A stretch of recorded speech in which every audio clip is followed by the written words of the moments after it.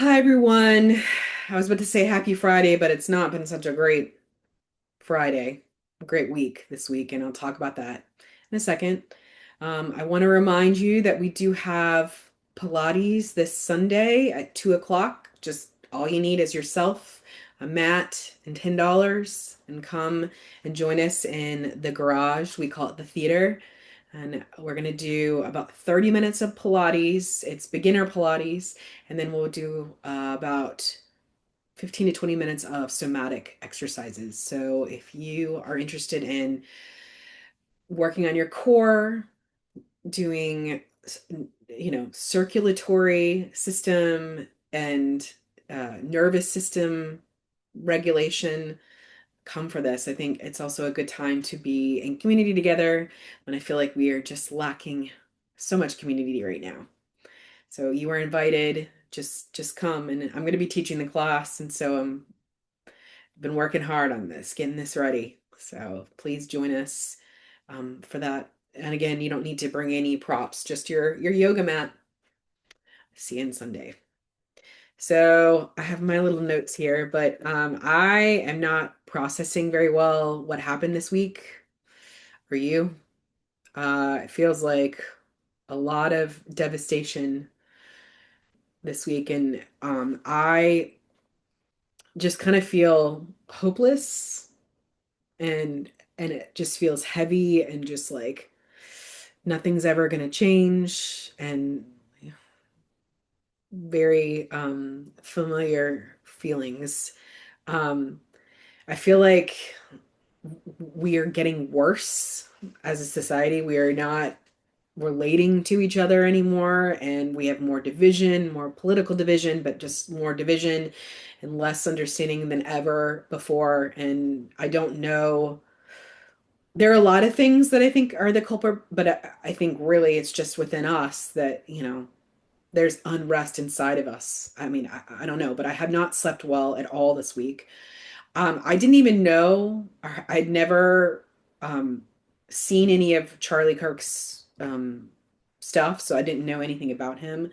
But for some reason, it hit really close to home for me because as a school, we have an online presence. And so it just makes me feel unsafe and just that I have to really monitor what I say and just, not to anger anybody. And I already felt like that anyway in my everyday life that I have to really police what I say so that I don't anger people. And it's just exhausting. And um, yeah, just all this devastation, like it's just too much. And I mean, the way that we are able to consume it and people are like watching what, like, I don't know, are we just desensitized to it or what? But it just feels like there is something that is just deeply wrong going on. And I was watching this clip. I said a clip. I was watching this clip this week of Simon Sinek, who is awesome, really into motivating and mental health and all of that. And business. And it was recalling a story about interviewing an actor, and he or someone was interviewing the actor, and the actor had to play a villain, and they asked the actor, they said, how did you prepare for this role? Like, how were you able to get into it? Like, to be able to be a villain? And the actor looked confused and was like, the role that wasn't, they weren't a villain. So they believed that they were not in the wrong. They were not bad. And it's just interesting because I don't think anybody thinks what they're doing, what they think, what they stand for is evil or bad. I think we all want what is best for everybody. I think that we all have, unless you're a complete, psychopath, like we all genuinely want good for each other. We want good things to happen and that nobody is doing things because they want to hurt people, I guess, unless you're, and again, a psychopath. But I think very few people in the population are that. So we're all just trying to do our best to be our best selves. We are trying to do this, and I think that I just won't ever understand someone, even in the and knowing all that, even knowing that what we're doing, what we think is good for each other, that still doesn't make killing someone, murdering someone, taking their life from them is justified. It is never justified, ever, and under any circumstance. How did we get here? How did we get here? I see microcosms of this mentality of this I'm right, you're wrong, you don't deserve to speak, you are evil, your side believes in evil things. If you align with this side, then you're all wrong. It's black and white thinking, you're all bad. That and there's just like no room for nuance. And so I'm going to be very honest with you right now. That is one of the biggest reasons that I changed my affiliation to independent because I do not want to be a part of anything associated with a party or to align with like a certain set of beliefs or people assuming things about me. No, because where is the humanity? Where is the humanity in any of that? Politics are created by people. But when we think of all one person being all bad or all good, and if we align with what they think that we're all bad or what we're good, there's no humanity there. There's no nuance. And so I became an independent because I refused to align with a certain set of beliefs. I like to focus on individual policies and I like to focus on nuance and I like to focus on the humanity. And we not everything that one person says is going to be all right, and not one thing is going to be all wrong. And our political discourse, not one thing is going to always be right and always be wrong. And so where did we get to this place where we actually have to murder each other because of what a person says? It's happened on both sides at this point. I mean, and I think we have to start practicing a different thing because I'm seeing this even in my everyday life. I see this. I see this total 100% alignment with one viewpoint, one way of being. And this is where violence will come in. This is where, and I don't want to say it will because we don't, I don't want to predict the future, but when we can't see the nuance, we can't see that there are going to be things that we like in anything, not even politics, relationships, anything that nothing is going to be 100% what we want and not what we want. It's going to be a mix. And so in those moments where we aren't in agreement, that's where kind of the beauty comes in because then that's when we get to actually start to work together to figure out things together. But the more that we divide, the more that we use divisive language, the more this stuff is going to happen because it is a symptom of what our society believes. We believe we are either all bad or all good. A person is all bad or all good. A party is all bad or all good. Something I told you guys, maybe it was last time, it was the time before, that my therapist has really been working on his with me his values. And I really had my values ironed out with the school for a long time. It's funny because all those values that I have at the school now align with me personally too. I just didn't really consider it, but how important it is for ourself to know ourself what we value in this world. And what I'm also realizing is how much my values differ from other people. And how I seem to be the more and more I get solid in my own values, the more I'm okay with other people's values. That they let them be whoever they are. Um, there was another clip that I watched about the Kirk stuff that his, I guess, enemy, like the person who was sat on the opposite side of him debating him and stuff, was bawling his eyes out when I watched the clip. It was either today or yesterday, I can't remember. Was bawling his eyes out. That is humanity. That was someone who was looking at the human and not focusing on the politics. And I don't know anything about his politics. I don't know. And frankly, to me, politics on a person is just so low, like on the list of priorities for me. To me, that says so little about the person and who they actually are that it doesn't even bother me. I tend to, when I talk about politics, I really try to separate it from the person as much as possible because it is it just doesn't say anything. But anyway, so he's bawling about the fact that, his daughter and son won't have a dad now. That like all of this stuff like completely upended their lives in a second because of this act of violence and how this guy was so hurt by it and just could not even get a word out. He was just crying.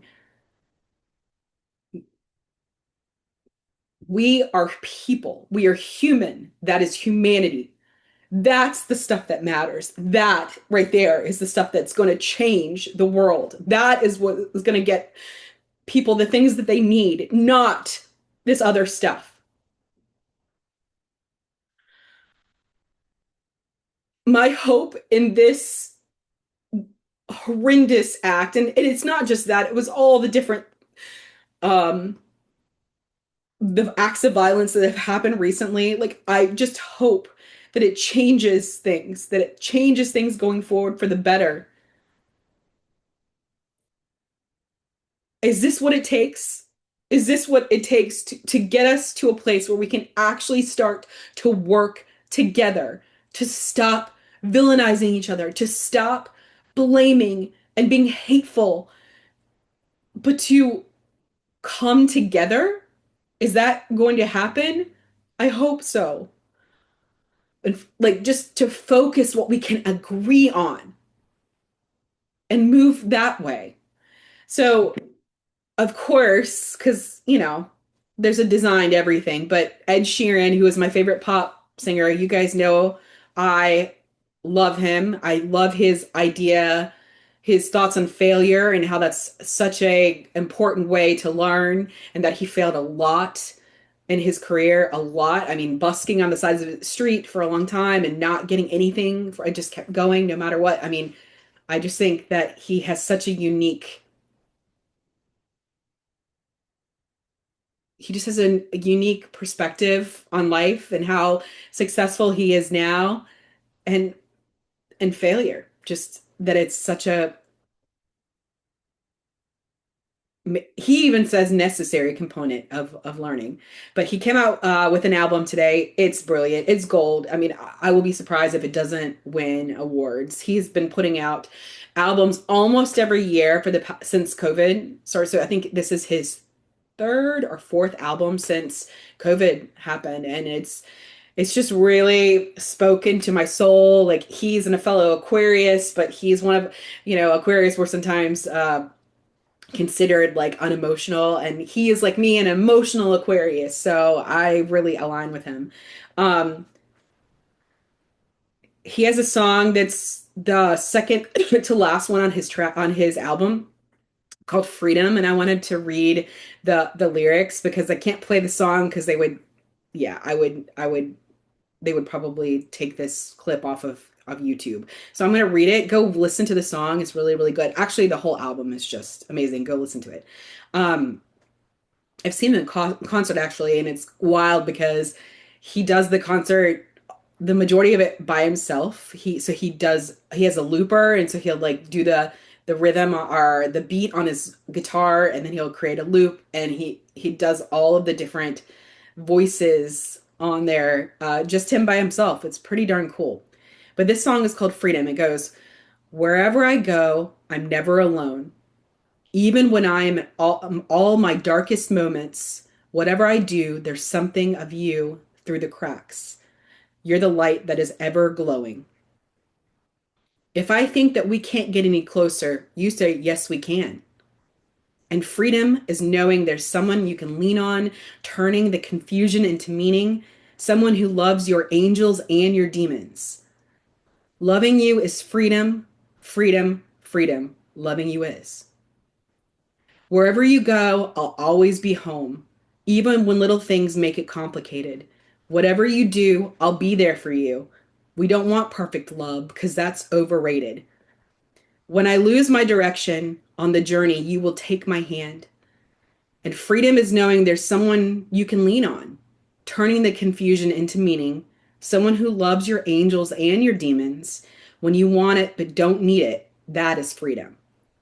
It's safe to feel whatever you are feeling, trusting that it's there when you don't see it.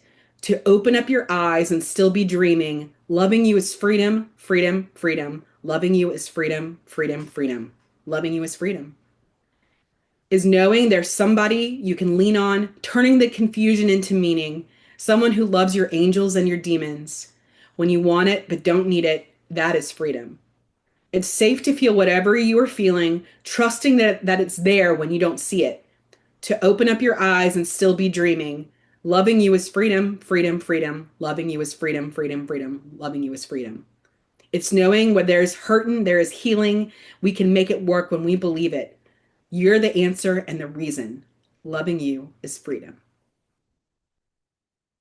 I think that's the answer to all of this. I'm going to be extremely cliche right now, but all we need is love. All we need is to not be afraid to really get to know each other. The good stuff and the bad stuff. I mean, we don't have to agree on everything.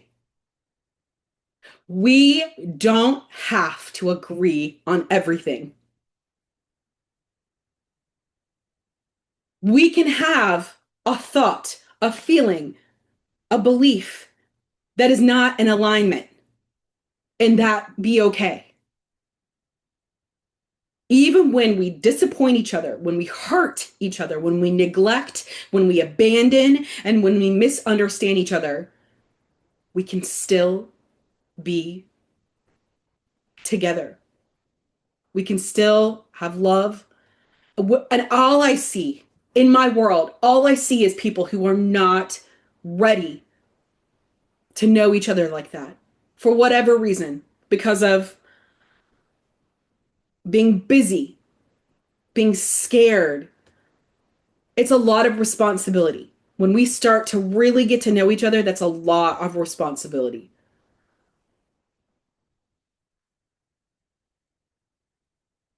It makes things harder. It makes things messy.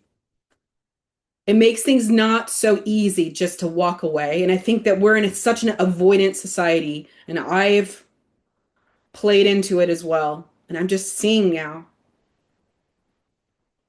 how lonely it is, how it doesn't answer it is not the answer.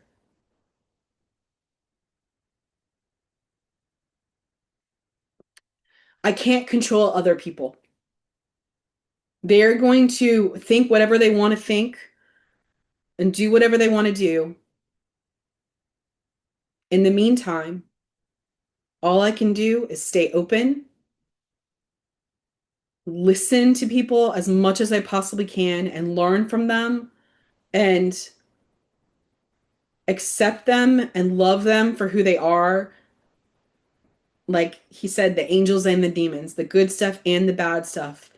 And that we all, for the most part, we all want to do good. How did we get here? I will never understand.